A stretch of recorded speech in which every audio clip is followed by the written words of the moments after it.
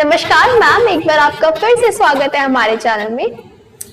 नमस्कार कल्पना जी, बहुत बहुत धन्यवाद। आप मुझे जो अपने चैनल पे ये अवसर दी कि मैं आऊँ और कुछ ओकेजनली जो आते रहते हैं पर्व त्योहार उस पे मैं कुछ बोलूँ, इसके लिए बहुत बहुत धन्यवाद।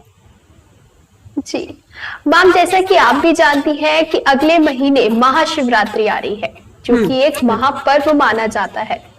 लोग इसका इंतजार बहुत करते हैं क्योंकि ये साल में एक बार आता है। हाँ जी।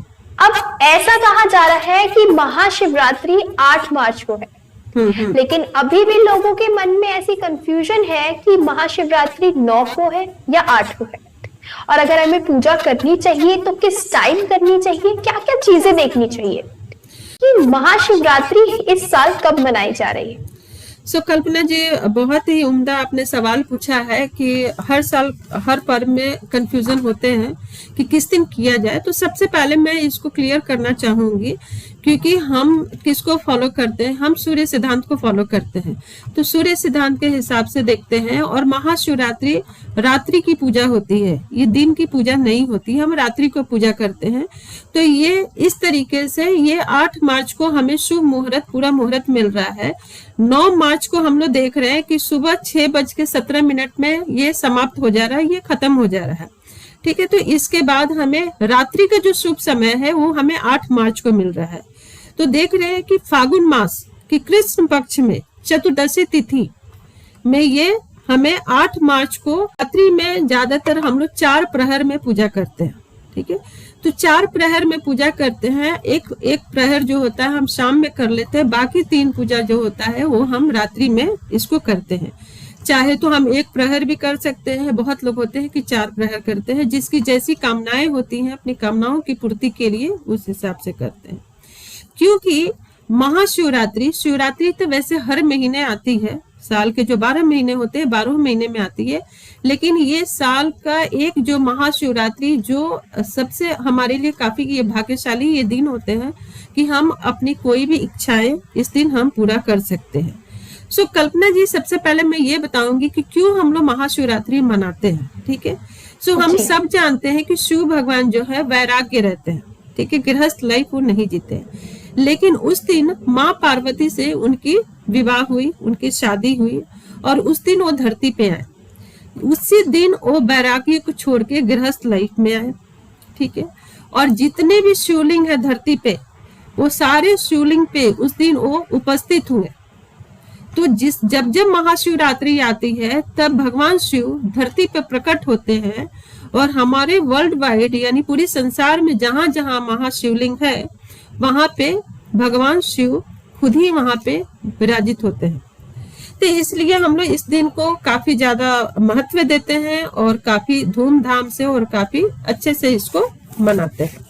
ठीक है जी मैम, अभी आपने बताया कि जो पूजा होती है वो 4 प्रहर में की जाती है। हाँ जी।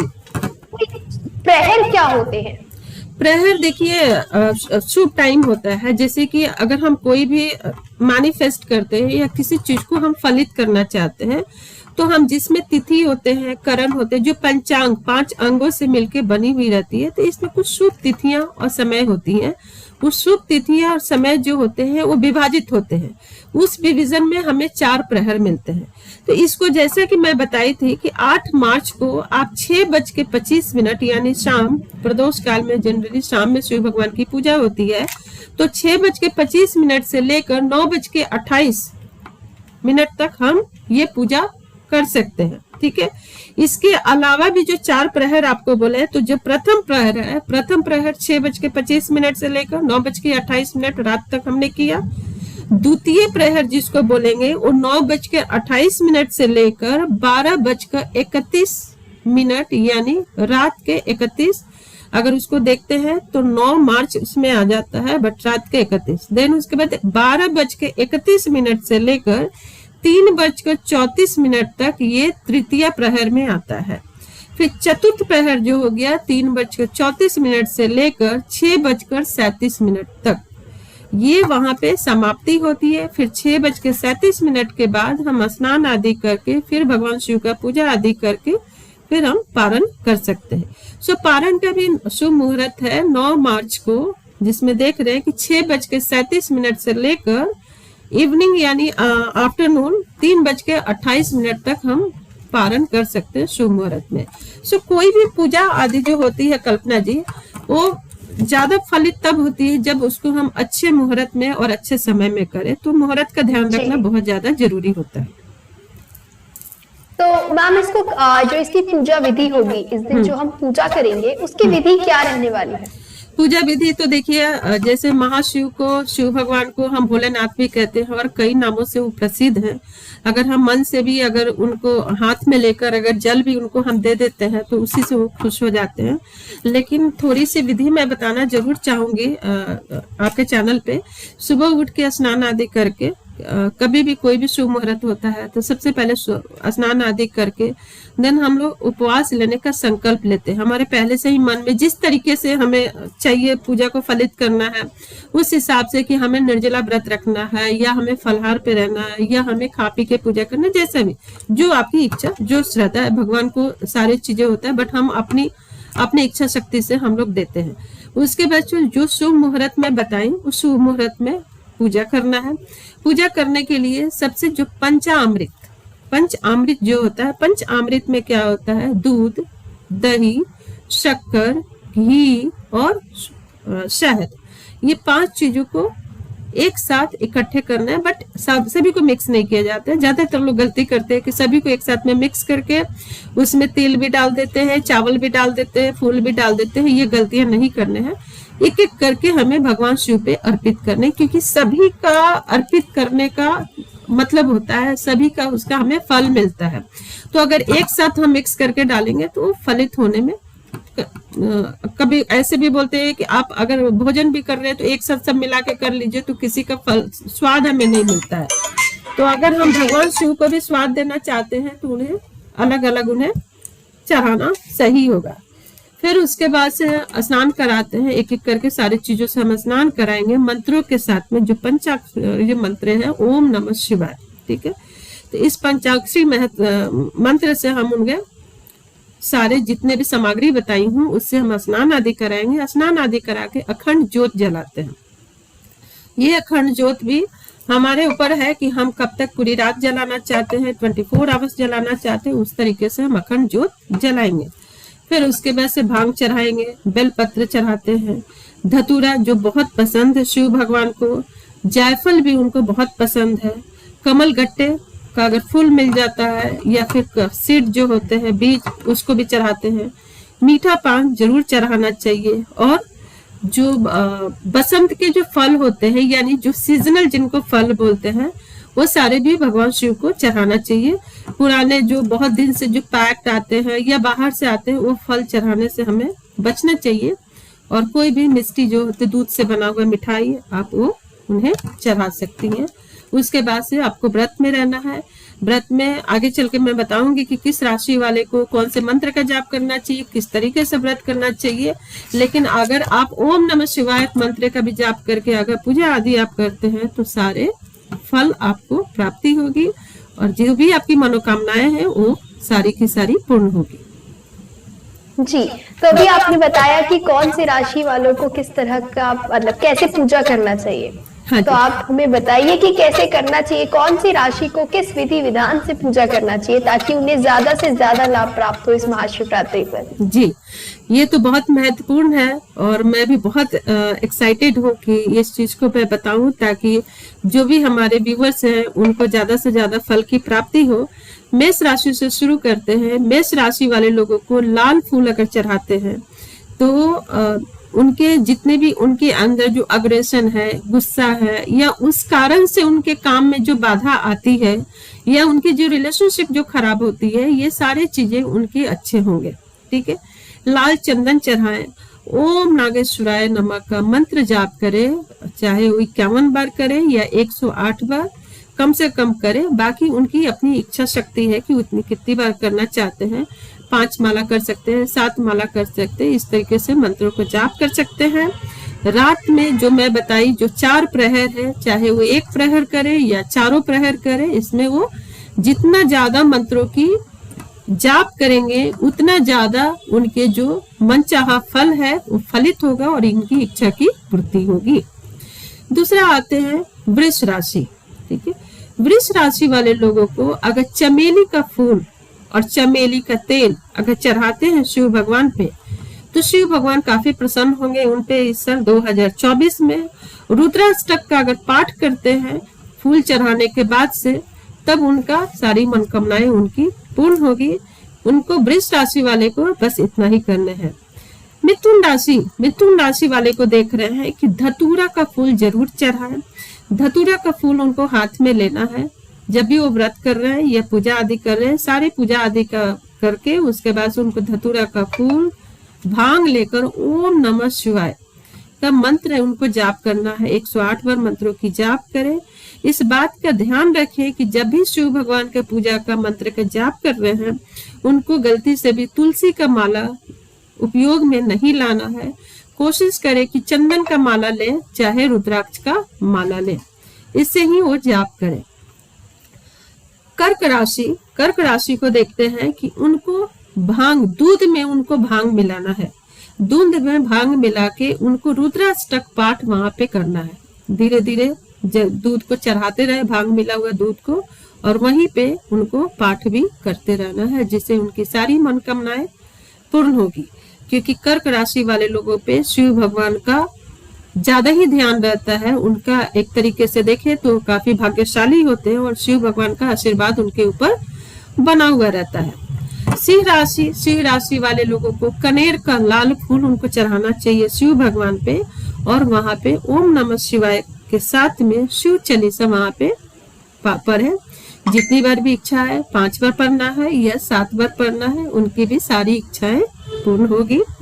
कन्या राशि वाले लोगों को बेलपत्र, धतूरा, भांग ये चढ़ाते हुए ओम नमः शिवाय का जप करना है उनको, और साथ में शिव चालीसा का पाठ करना है। बहुत ही सरल उपाय मैं बता रही हूँ जिससे कि ये उपाय करके अपनी सारी मनोकामनाएं को पूरा कर सकते हैं। तुला राशि वाले को देख रहे हैं, तुला राशि वाले को शिवाष्टक पाठ करने हैं। ठीक है, दही में मिश्री मिलाकर या दूध में मिश्री मिलाकर, इस बात का ध्यान रखें चाहे दही हो चाहे दूध हो, दोनों को मिलाना नहीं है। आप दही में मिश्री मिलाइए चाहे दूध में, इससे भगवान शिव को आप चढ़ाइए, चढ़ा के साथ में आपको शिवाष्टक पाठ करने हैं जिससे आपकी सारी मनोकामनाएं पूर्ण होगी। वृश्चिक राशि को गुलाब का फूल चढ़ाना है तो भगवान शिव को खुद प्यार हो जाएगा वृश्चिक राशि वाले लोगों से। साथ में बेलपत्र चढ़ाए। बेलपत्र जो इस बेलपत्र को ऐसा बोलते हैं कि एक बेलपत्र चढ़ा देने से और एक लोटा जल चढ़ा देने से शिव भगवान खुश हो जाते हैं। रुद्राष्टक का उन्हें भी स्तुति करना है और ओम नागेश्वराय नमः का उन्हें मंत्रों की जाप करनी है। धनु राशि को पीले रंग के उनको पुष्प उनको अर्पित करना है शिव भगवान पे। खीर का भोग लगाएं। खीर का भोग लगाते समय इस बात का उनको खासा ध्यान रखना है कि उसमें केसर जरूर मिलाए। केसर मिला के भगवान को चढ़ाएं और चढ़ा कर शिवाष्टक पाठ वहां पे करें।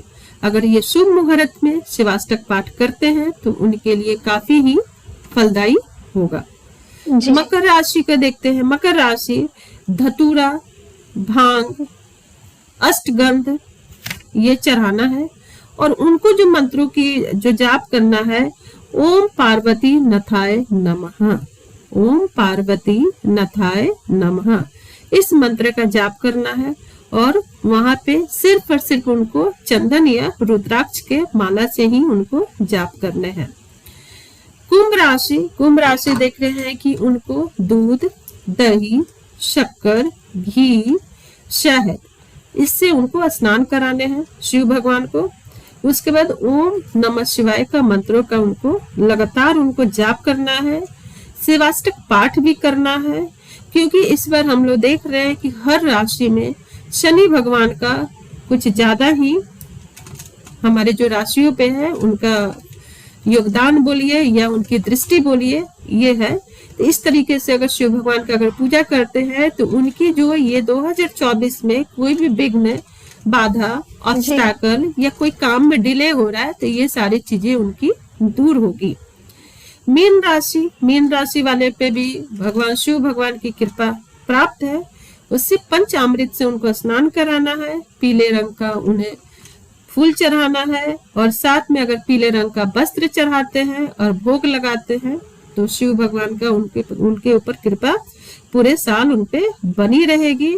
साथ में मंत्रों की जाप करें, ओम भामेश्वराय नमः।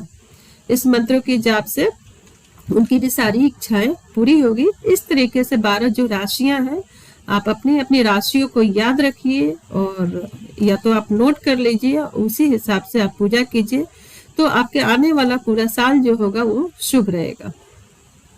जी, तो कौन सी राशि के लिए मैम ये साल सबसे शुभ जाने वाला है, या कौन सी राशि को सबसे ज्यादा इस साल फल प्राप्त होंगे? देखिए, ये तो बहुत ही अच्छा सवाल है। ऐसे हम देख रहे हैं कि जो मेष राशि है, मेष राशि उनके लिए काफी अच्छा ये साल है। कर्क राशि उनके लिए भी काफी अच्छा साल है। महाशिवरात्रि के जो हम गोचर देख रहे हैं ट्रांजिट, उसके हिसाब से फिर हम देख रहे हैं वृश्चिक राशि वाले लोगों के लिए भी ये साल काफी अच्छा है, काफी फलदायी है। उनकी भी सारी मनोकामनाएं इस बार पूर्ण होती हुई दिख रही है। जो भी काम अभी तक उनका रुका हुआ है, ये साल उनको पूरा होने का दिख रहा है। जी, तो मैम ये तो आपने बताया कि कौन सी राशि के लिए साल सबसे अच्छा रहेगा और कौन सी राशि को किस विधि विधान से इस पूजा को करना चाहिए। हाँ जी। अब ऐसा क्या करें जिससे हमें इस महाशिवरात्रि पर ज्यादा से ज्यादा लाभ प्राप्त हो? ऐसी कौन सी चीजें करें या ऐसी कौन सी पूजा करें? कल्पना जी, आपका सवाल बहुत अच्छे होते हैं, है ना। आप एकदम सटीक सवाल पूछती हैं, जिससे कि हम देखते हैं कि हमारे व्यूअर्स को या हमें भी वही चीजें हमें चाहिए रहता है। इधर उधर की कोई बातें नहीं होती है, जो एकदम से चाहिए रहता है वही आप पूछती है। बहुत ही अच्छा है। देखिए, हम भगवान शिव को या किसी भी भगवान को हर दिन हर कुछ चढ़ाते हैं, ठीक है। लेकिन मेरी थोड़ी सी जो भी मैं उदाहरण देती हूँ, बहुत कॉमन वाली देती हूँ, जिससे कि हर किसी को समझना बहुत आसान हो जाता है। जब भी हम कोई दवाइयाँ खाते हैं किसी भी बीमारी के लिए, तो एक होती है कि सारी दवाइयाँ उठा के खा लो, कहीं ना कहीं किसी न किसी बीमारी पे जाके वो लग जाएगी। लेकिन उसकी कभी कभी क्या होती है कि उसकी असर भी बेअसर होती है और उसकी असर भी खतरनाक हो जाती है, ठीक है। अगर हमें मालूम चले कि हमें इस बीमारी के लिए ये दवा खाना है, तो हमारा क्या होगा कि हमें सटीक जिस चीज के लिए, जिस बीमारी के लिए जो दवा खाना चाहिए वो खाएंगे और उससे हमें छुटकारा मिलेगा और हम सुखी हो जाएंगे।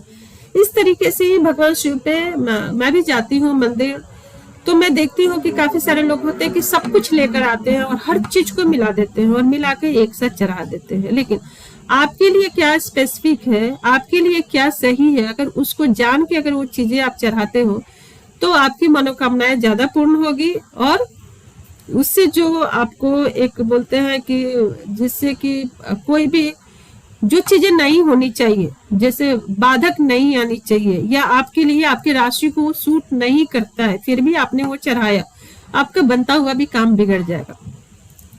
सो थोड़ा सा मैं आपका 30 सेकंड में टाइम लेना चाहूंगी इस बात को बताने के लिए कि बहुत बार होते हैं कि बहुत लोगों का कहना होता है कि हम बहुत पूजा करते हैं, बहुत सारे चीजें करते हैं, लेकिन फिर भी हमारी मनोकामनाएं पूर्ण नहीं होती है।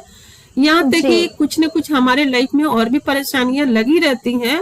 अगर हम उनसे तुलना करें जो पूजा नहीं करते हैं, तो मैं उनके लिए यही बताऊंगी कि जो पूजा नहीं करते हैं, जब करते हैं तो मिक्स नहीं करते हैं, खिचड़ी नहीं बनाते हैं, बहुत ही स्पेसिफिक और कम में पूजा करते हैं। जैसे शिव भगवान भी कहते हैं, अगर आपको मालूम नहीं है तो आप एक लोटा जल ला के चढ़ा दीजिए और एक बेलपत्र चढ़ा दीजिए, बिल्वा पत्र आप मुझे चढ़ा दीजिए, मैं उसी से खुश हो जाऊंगा। लेकिन आपको अगर कहीं आपको कोई अपनी मनोकामनाएं जो है बहुत दिन से आपके अधूरे हैं और उसको पूरा करना है, तो अगर जान के समझ के अगर आप करते हैं तो बहुत ही सही रहेगा। हम जो भी चढ़ाते हैं सारी चीजों को मैं एक बार बताऊंगी कि किसके चढ़ाने से क्या फल मिलता है, और उन लोगों को जो स्पेशली जिन्हें लग रहा है कि हमें इस बार शिव भगवान से यही मांगना है, तो उनके लिए भी मैं बताऊंगी कि उन्हें क्या चढ़ाना चाहिए और किस तरीके से चढ़ाना चाहिए ताकि उनकी मनोकामनाएं पूरी हो। सो दूध, हर कोई दूध चढ़ाते हैं, बट मालूम नहीं रहता है कि दूध चढ़ाने से क्या होता है।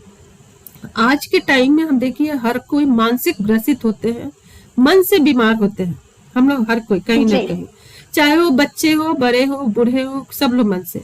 दूध चढ़ाने से मन से जुड़ा हुआ जो बोलते हैं ना बीमारी, वो सारी चीजें दूर होती है। ठीक, हमारी स्किन अच्छी होती है और हमें हमेशा ही आरोग्य और एक जो अच्छी व्यक्तित्व जो हमें मिलती है, जिससे कि हमें देख के कोई भी अट्रैक्ट हो जाए, वो वाली चीजें हमें मिलती है। दूध चढ़ाने का ये फायदा होता है। तिल हम चढ़ाते हैं, तिल चढ़ाते हैं जिससे कि हम स्वस्थ रहे। Health is wealth. अगर हम स्वस्थ हैं तो जीवन में सारी मनोकामनाएं पूर्ण कर सकते हैं और सारी अपने कार्यों की पूर्ति कर सकते हैं। घी भी हम शिव भगवान पे चढ़ाते हैं, या किसी भी पंच अमृत जब हम बनाते हैं तो घी उसमें मैंडेटरी होती है चढ़ाने। घी क्यों चढ़ाते हैं? घी चढ़ाने से तेज की प्राप्ति होती है, तेज जो आपकी एक अलग ही व्यक्तित्व और अस्तित्व को निखारता है घी चढ़ाने से। इसलिए जब भी कोई भी पूजा आदि हम जब घर में रखते हैं तो पंचामृत जरूर बनाते हैं और पंचामृत हम चढ़ाते भी हैं। तो इस बात का ध्यान रखिए कि जिसको भी कॉन्फिडेंस की कमी है, जिसको भी लगता है कि हम किसी से कम हैं, उन्हें घी चढ़ाना ही चाहिए। हर बार शिव भगवान पे आप घी चढ़ाइए, अच्छे से घी चढ़ा के उनको फिर सादे पानी से उनको स्नान आदि करा के और फिर उनको श्रृंगार कीजिए। बाकी और नहीं भी कुछ चढ़ाते हैं तो भी कोई दिक्कत नहीं है। दही चढ़ाते हैं, दही चढ़ाने से हमारे लाइफ में उल्लास एंड खुशियां बनी हुई रहती हैं। बहुत लोगों के लाइफ में आपको देखने, क्योंकि उनके लाइफ में सब कुछ है, परिवार अच्छे हैं, उनके लाइफ में हर कुछ है, लेकिन फिर भी उनको खुशी नहीं है, किसी बात की उनके लाइफ में उल्लास नहीं है। बट कुछ लोग होते हैं छोटी छोटी बातों से खुश हो जाते हैं। तो ये भी बहुत जरूरी है कि हम छोटी छोटी बातों से खुश हो और अपने जीवन में खुशियां मनाएं। इसके लिए दही चढ़ाना बहुत जरूरी होता है। इत्र तो मुझे लगता है कि सभी को मालूम है कि इत्र चढ़ाने से क्या होता है, धर्म की भी प्राप्ति होती है और हमें नेम फेम सोसाइटी में मिलता है। जैसे कि इत्र चढ़ाने से हम ये भी बोलते हैं कि शुक्र जो है, शुक्र इनहेंस होता है, शुक्र हमारा अच्छा होता है कुंडली में। सो हर दिन अगर आप पूजा करके इत्र चढ़ाते हैं, घर में खुशबू फैला के रखते हैं, अपने ऊपर इत्र डाल के रखते हैं, तो लग्जरियस लाइफ जो होती है, मान सम्मान होता है और धन्य धान्य की कभी कोई कमी नहीं आती है। इसलिए जब हम भगवान को श्रृंगार करते हैं तो उनको इत्र चढ़ाते हैं कि आप भी धन्य धान्य से युक्त रहिए और हमें भी धन धान्य से युक्त कीजिए। केसर क्यों चढ़ाते हैं? केसर चढ़ाने से जो भी शादीशुदा लाइफ होती है, दाम्पत्य जीवन में हमेशा खुशी बनी हुई रहती है। चंदन हम हर दिन चढ़ाते हैं। चंदन से मान सम्मान मिलता है, क्योंकि जब हम भगवान को तिलक लगा के मान सम्मान देते हैं, वही मान सम्मान भगवान हमें वापस करते हैं। भांग और बेलपत्र ये क्यों चढ़ाते हैं? क्योंकि भांग जो होती है और बेलपत्र ये हमें बुराइयों से दूर रखती हैं, मुक्ति देती हैं बुराइयों से, सभी संकट से दूर हमें रखते हैं अगर हम भगवान को ये अर्पित करते हैं। किसी को भी अगर लगता है कि बहुत सारे कुंडलियां मेरे पास आती है जिसमें मैं देखती हूँ कि आयु की कमी होती है, जिन्हें भी लगता है कि आयु की कमी है, उन्हें भगवान शिव पे आंवले का रस इस बार जरूर चढ़ाएं, जिससे कि उनको लंबी आयु मिले। शहद चढ़ाने से नेम फेम एंड ब्यूटी मिलती है हमें, तो शहद भी हमें जरूर चढ़ाना चाहिए। गेहूं और धतूरा ये चढ़ाने से संतान की सुख प्राप्ति होती है। तो जिन लोगों के भी संतान की सुख प्राप्ति करना है ये साल, उन्हें जरूर चढ़ाना चाहिए। या संतान से रिलेटेड कोई भी अगर उनके लगता है तो आप भगवान को आप सिर्फ एक दिन मत चढ़ाइए, आप अपने जीवन में चढ़ाते रहिए जब तक आपका मनोकामना पूर्ण नहीं होता है। शक्कर क्यों चढ़ाते हैं? शक्कर चढ़ाने से हमें ऐश्वर्य और समृद्धि प्राप्त होती है। गन्ने का रस भी चढ़ाने से, जो शक्कर उसी से बनता है, तो गन्ने का रस भी चढ़ाने से ऐश्वर्य और सुख हमें प्राप्ति होती है। चावल चढ़ाने से भी समृद्धि की प्राप्ति होती है, क्योंकि चावल चंद्रमा का भी प्रतीक होता है और चावल हमें मन की शांति का भी प्रतीक होता है, लक्ष्मी का भी, तो समृद्धि मिलती है। जिनको भी कर्जे से मुक्ति चाहिए, आजकल बहुत लोग जो है कर्जे से दबे हुए, उनको लाल फूल जरूर चढ़ाना चाहिए, हाथों में लेकर उसमें थोड़ा सा गंगा जल डाल के संकल्प लेते हुए भगवान को अर्पित करें कि जो भी उनके ऊपर कर्ज है वो सारे कर्जों से उनको मुक्ति मिल जाए। पीला फूल चढ़ाने से जल्दी शादी होती है, जिनकी भी शादी में डिले हो रही है उनको जल्दी उनको शादी भी होती है। सो मैं देख रही हूँ कि थोड़ा समय कम है, समय के कम होने के कारण थोड़ा सा चीजों को टॉपिक को थोड़ा सा मैं शॉर्टकट में बताई हूँ, लेकिन और भी अगर आपको कुछ जानना है तो पूछ सकती हैं कल्पना जी। नहीं ma'am, thank you so much ma'am, आपने हमारे दर्शकों को महाशिवरात्रि के बारे में बताया, क्योंकि कई बार हम कंफ्यूज रहते हैं कि किस विधि विधान से पूजा करना चाहिए और कौन से समय में करना चाहिए, क्योंकि उसका फल तभी मिलता है जब हम सही मुहूर्त में सही विधि विधान से पूजा करते हैं। बिल्कुल सही बात है, बिल्कुल सही बात है जी। तो इसके लिए मैं आपका बहुत बहुत धन्यवाद करती हूँ कि आपने हमारे दर्शकों को इतनी अच्छी जानकारी दी। मैं भी आपको बहुत बहुत धन्यवाद करती हूँ कल्पना जी कि मुझे आपने मौका दिया कि मैं दर्शकों की ये सारी बातें बताऊं, और हमें भी खुशी होती है कि हमारे कारण हमारे दर्शकों को सही ज्ञान मिलता है और सही रास्ता मिलता है जिससे कि वो अपनी मनोकामनाएं को पूर्ण कर सकते हैं। जी, thank you so much ma'am. Recording stopped.